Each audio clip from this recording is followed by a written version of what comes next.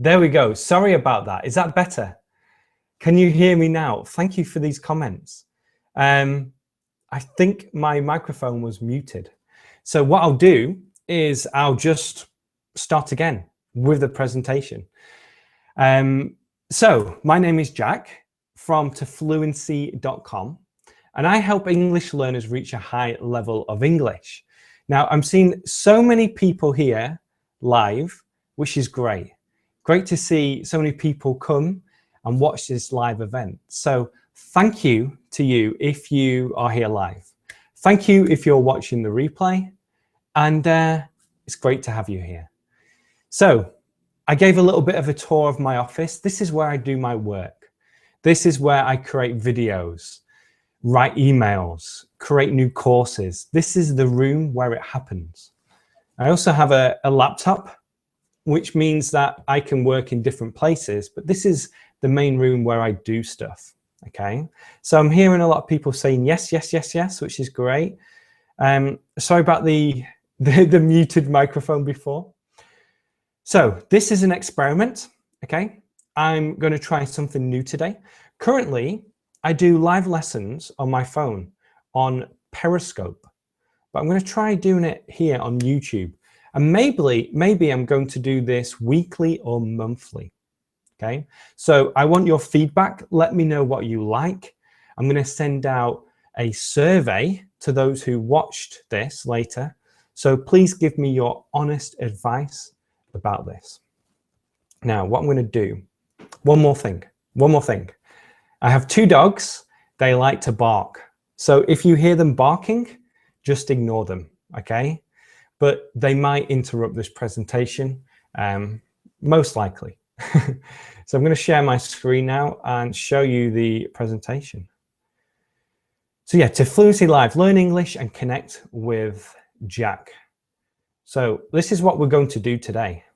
We're going to go through a couple of video lessons that I've recently published, and I'm going to give further examples and more of an explanation about this. Okay, so I'm going to go through these different videos that I've made recently. We're going to watch them together, and then I have more materials on this.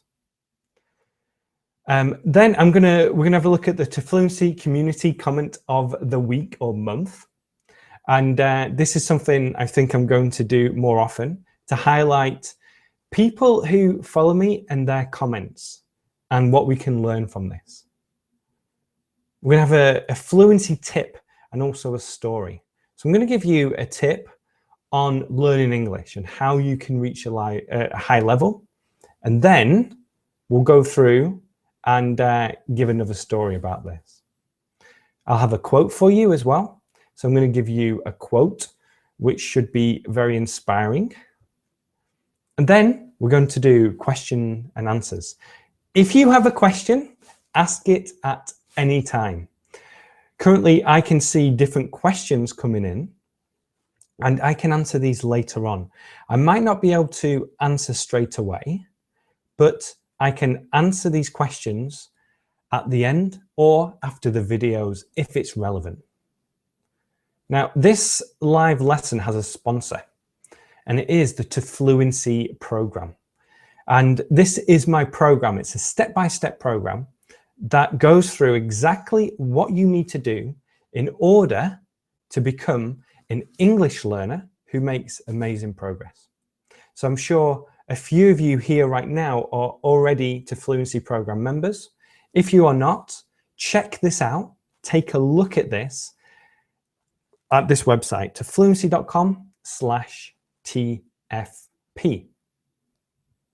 So this is when I start to experiment a little bit, okay? We just had a question. Alexandra says, more effective than Periscope, in my opinion. Yeah, this is why I wanted to test this to see what it is like. A lot of you here follow me on Periscope.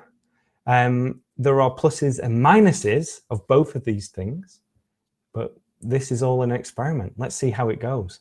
My first experiment is trying to show you a video. So I'm going to show you a video now, and hopefully you can see this. I really hope that this works. If not, we'll just have to see how it goes and go from there.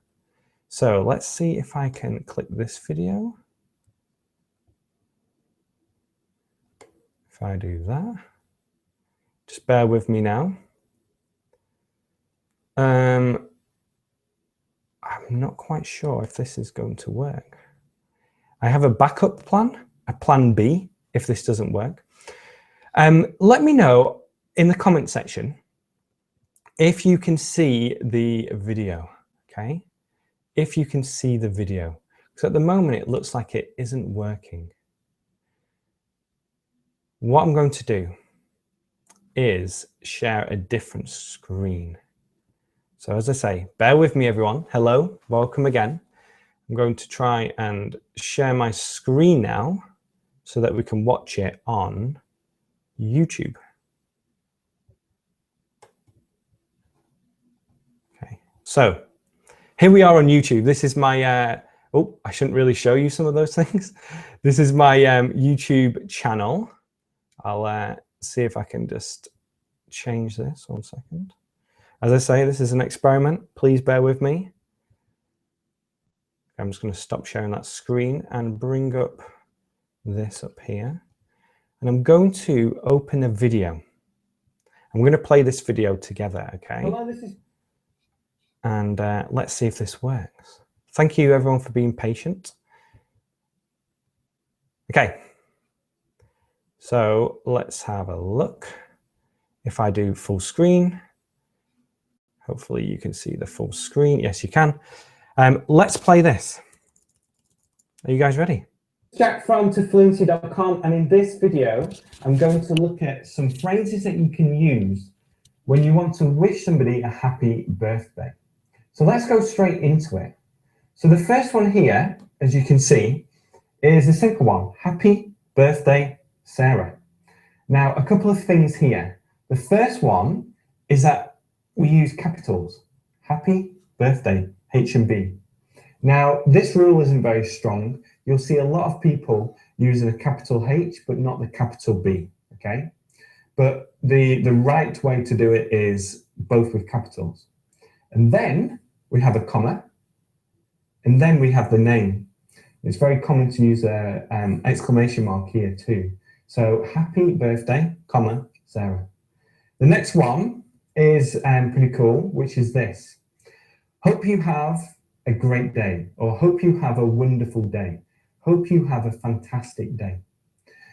Something that's really interesting is we don't tend to use I when we're using this phrase with birthdays. So it's not that common to use the I here. You can use it if you want, but it's more common just to use it without. The last one is a little bit more formal, and it's wishing you all the best for today and in the future. Wishing you all the best for today and in the future. Now, this one is quite strong. You know, it's quite a strong thing to say. This one is more informal. This one is a little bit stronger. Now, there are many more phrases that you can use. What I want you to do is to leave. Okay, so we'll just stop the video there, and I'll go back to my presentation.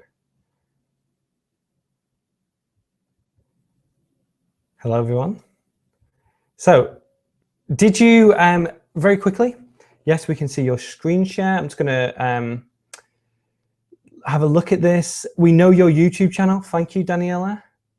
Let's have a look. Is a chance your lesson will be available tomorrow? Yes, it is going to be available tomorrow. Okay, so in this video, we had a look at different phrases, okay? But I want to concentrate on the last two. So the first one here is, I hope you have a wonderful day. I hope you have a wonderful day. Now, with this one, it's interesting because when you're writing about this, it's not necessary to put I. When you're writing on somebody's Facebook wall, it's not necessary to do that. But in all other cases, we should use the I. Now, we use hope when we're talking about real situations or outcomes in the future, okay? Real situations. So, for example, a wonderful day is talking about somebody's birthday. This is a real situation. Here's another example. Oh no, I don't have another example, but I can say also, I hope it doesn't rain tomorrow. I hope it doesn't rain tomorrow. So this is talking about a real situation in the future. Now this next one, okay, I wish you all the best. This is an expression. We use I wish you all the best. Also, we wish you a Merry Christmas. There was a Christmas song here. We wish you a Merry Christmas. I'm not going to sing it, but yeah, it's a very common Christmas song. Another one here, we use wish when we're talking about a change in circumstance. So in this case, I wish I was having a better day. Maybe I'm having a terrible day, but I want it to be different. I wish I was having a better day. So we use this for a change of circumstance. Another example here is, I wish I had more money. I wish I had more money. So this is a very common thing to say. I wish I had more money. I wish I had more time. I wish I didn't have to work today. These are all examples of when you want to change your circumstance, when you want to change something, but you can't. You know, you want to be able to change it, but you can't.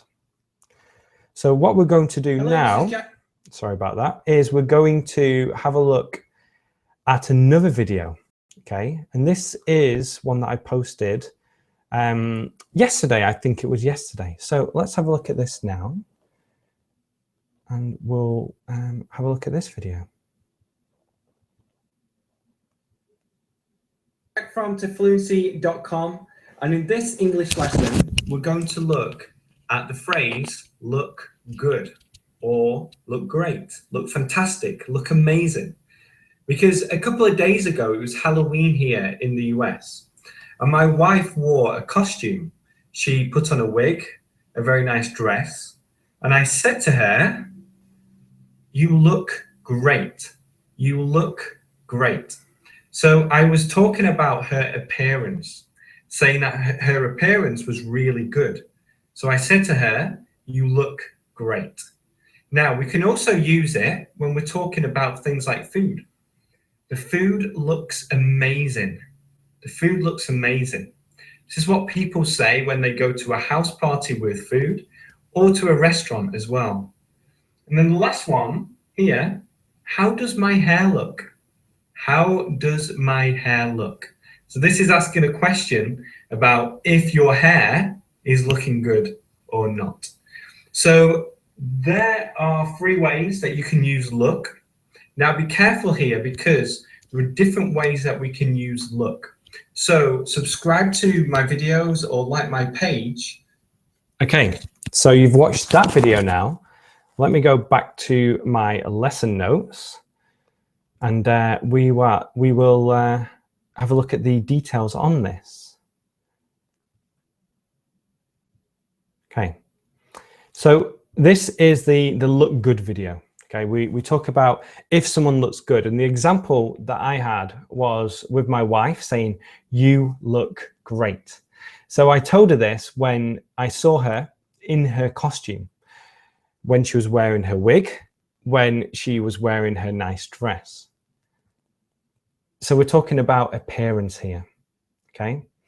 And another example that I wanted to share was, she looks tired. So we can use this in a positive way and a negative way. She looks tired, she looks bored, she looks happy, which is positive. We're talking about someone's appearance and, you know, what we perceive them to be. You look like your dad, okay?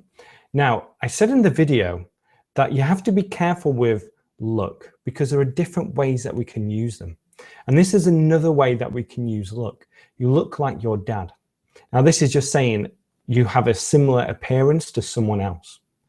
So it means that if I say to you, you look like your dad, I mean that you have a similar appearance to your dad. Someone told me this on the Facebook comments, you look like a rock star.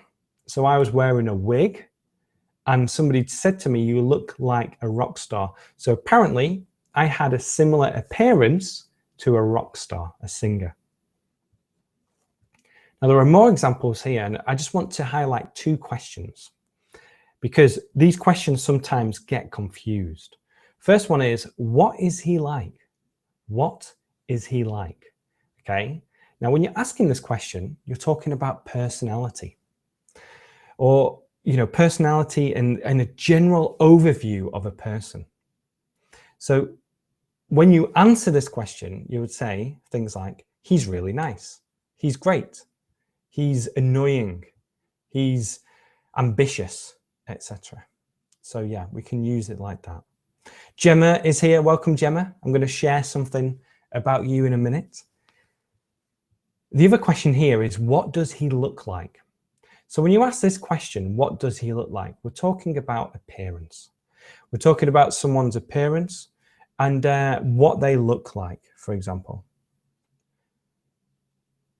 Now, a comment here, an answer to this is, he's very tall, or he's handsome, she's beautiful, she's skinny, etc. So we're talking about appearance. So know the difference between these two, okay?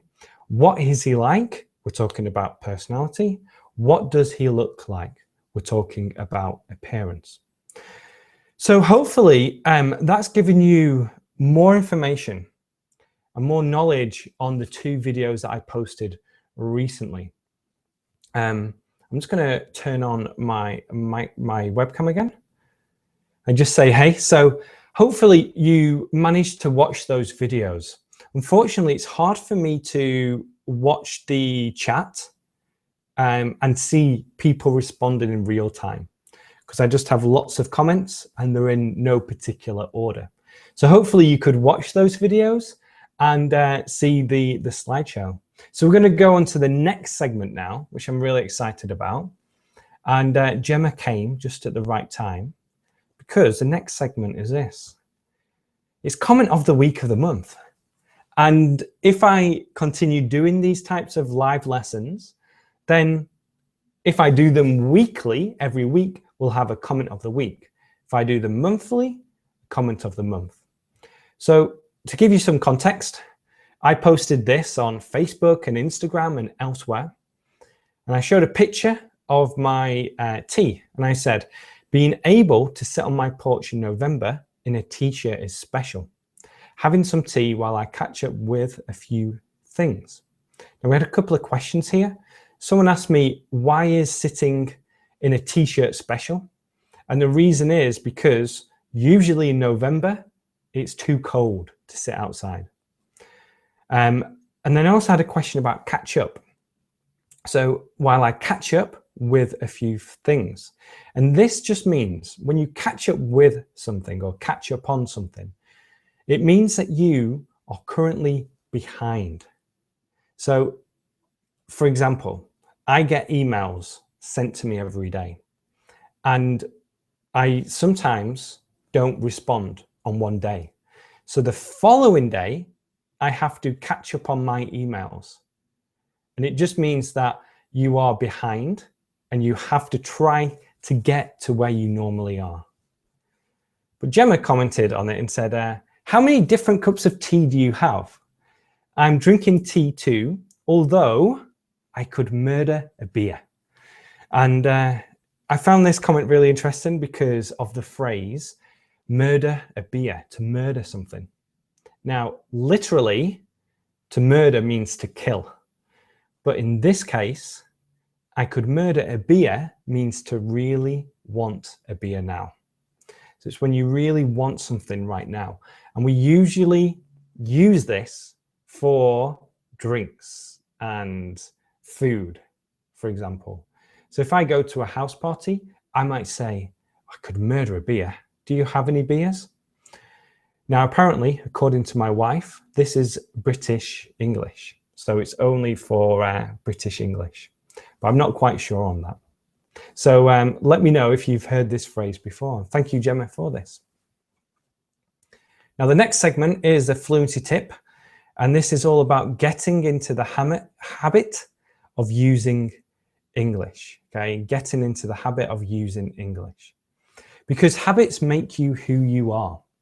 For example, if somebody eats McDonald's every day, that is their habit. And if they do this, then they're going to put on weight. They are going to be overweight. So habits make you who you are. And the amazing thing about habits is that once something is a habit, it is effortless. Okay? You don't have to try. You don't have to do it.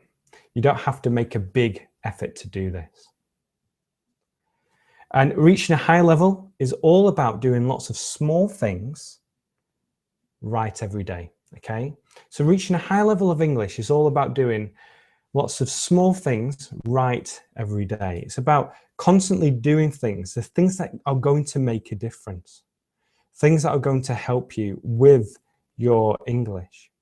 So this is what is important, okay? It's about doing the right things every day, getting into the habit.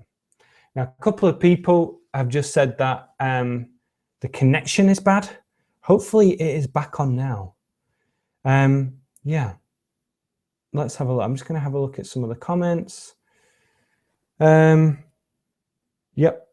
just see, yeah, a few comments. Some people are saying the connection is bad. So hopefully it's working okay now. Hopefully you can have it. Hopefully you can watch this live. Now, there's the last thing I want to say about this. Immersion courses are not the solution, okay? Immersion courses are not the solution. Immersion courses can help you reach a high level of English, but you need to be in the habit of doing the right things daily. Because I see a lot of learners who don't do anything, but then go for 2 weeks to the USA, study really hard, come back home, and then don't do anything again. So it's really important that if you are going to do an immersion course, that you do this in addition to being in the habit of learning English, because you can learn English no matter where you live. I'm just going to share my screen now and talk about one of the stories that helps with this. Hello, everyone. Hello if you're watching live. Hello if you're watching the replay. I'm going to share a story now because about 6 months ago, I realized that I was putting on weight. So I realized that my stomach was getting bigger, my shoulders were getting smaller, and I was feeling more and more unhealthy. So the reason I was putting on weight was because I had bad habits. I was eating the wrong food. I wasn't exercising.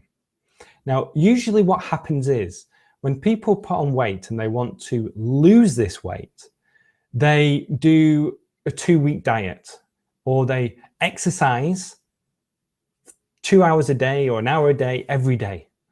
But the problem is it's not sustainable. So I know that in order to have long-term results, you need to set up things for the long term.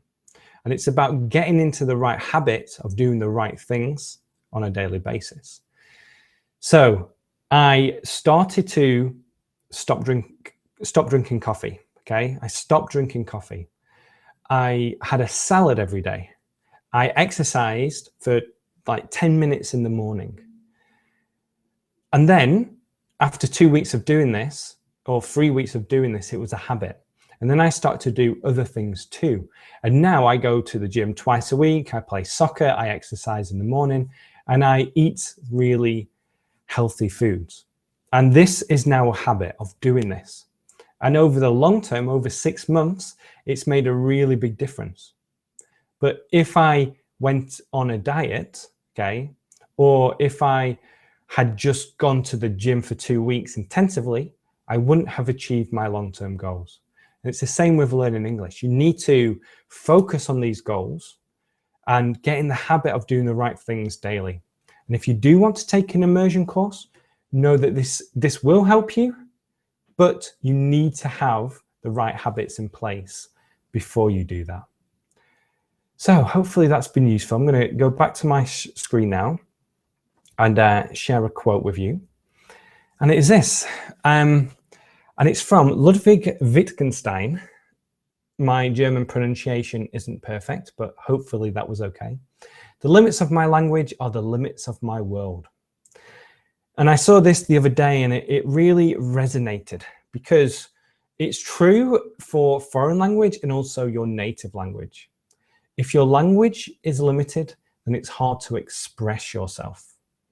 And when you think about it in terms of learning English, then the limits of your English will limit what you can do in terms of travel, business, friends, your career, and everything else in your life. So you already know this. You already know that English is so important, but I feel that this quote is really helpful. Okay, so we're going to go into question and answer time. As I say, I don't have a live feed. I can't see the comments coming in live, but what I'm going to do is go through and answer some of these questions, okay? So the first one is this. I'm going to select it. Maybe you can see this. Have I to think about grammar during speaking, or do I have to think about grammar while speaking? This is from Olga. It depends. The best way for me to explain this is that when you're speaking naturally, what you're doing is you're using phrases and chunks of English, okay? And as someone who is proficient or advanced or native, these chunks and these phrases are in their brains and they come out more automatically. Now, when I'm speaking, I hardly ever have to think about grammar. I'm not thinking consciously of the grammar. Instead of it, it's more subconscious because I'm a native speaker and I see these patterns and I've used these patterns over and over again. There are some times when I'm trying to say something more advanced where I slow down a little bit and think about it. This is usually mixed conditionals, those kind of sentences. And also, you know, when you're speaking too, it depends on the situation. You're always thinking about saying the right things. But there is a big difference between thinking about grammar rules and thinking in a big way about grammar when you're speaking and speaking in a natural way. So what you want to do is to reach a stage where it's more natural to you and you don't have to think about grammar rules when you're speaking. Let's have a look at more questions. I have another nice quote. If in doubt, do it. Christian Strasser, very cool. I like that. I like that. If in doubt, do it. Yeah. Well, you know, there are some exceptions to that, but yeah, I think it's one of these big things that a lot of people think too much about if I should do something, if I shouldn't do something, but you learn by actually doing it, by taking action. So I like that one. That's great. Let's have a look. Christian Strasser also says, I love coffee. Fantastic. The audio is doubled. Oh, sorry about that. Stop, please, and try again. Okay. Hopefully it's okay now. Yeah, a lot of people saying it's bad connection at the moment, problem with the connection. Hopefully it's working okay now. Alexandra Batista says, that's something I learned with you when using wish, and then the verb goes in the past tense. Yeah, I wish I had more time. If you're talking about a change of circumstance in the past, then we use the past perfect. I wish I had gone to the party. I wish I had gone to the party yesterday, for example. That's cool. Let's have a look. More questions. Thank you for your effort. Yes, we can see your screen share. Now it's working. Leonardo Miranda, greetings from Brazil, Jack and all. So my question is, instead to study grammar rules, although grammar is part of our daily, are there ways or methods to assimilate the grammar in a natural manner? Yeah, so I've made a couple of videos on this. What Leonardo is asking is, can we internalize grammar instead of looking at grammar rules? And yeah, we can do this. Repetition, so seeing the same kind of grammar repeated again and again in sentences is really going to help you. That helps you subconsciously know about these grammar patterns. That is going to make a big difference. I have a method for this inside the To Fluency program, the sentence method. And it's where you take lots and lots of sentences and repeat them in a fun way so that you internalize the structures of English. Grammar rules, I want to differentiate between grammar rules and grammar explanations. You know, grammar rules, when you think about it, are a set of rules, but an explanation with a really good example is useful. However, to internalize it and to be able to use grammar naturally while speaking, you need to get that repetition. So thank you for that question. Hope that helped. Let's have a look. Any more questions? I think that's it for the questions, unless I'm missing some. So hopefully this has been useful for you guys. As I say, it's a bit of an experiment. The connection, I think, went for a little while. Additionally, the YouTube videos didn't seem to work. And we'll just have to see, you know, moving forward, see how we can do this and to make it more useful for you all. So if you're on my email list, then I'm going to send out a survey to you soon where you can answer some questions about this live event and tell me how I can improve it, what you want to see in the future, those types of things. So yeah, please get in touch and let me know and answer that survey. Excuse me, I'm sorry. So I've really enjoyed this. I hope you have too. And we'll move forward. Maybe do this again next week or next month. It all depends on your feedback. Okay, everyone. So thank you for watching this, and I'll speak to you all soon. Bye, guys.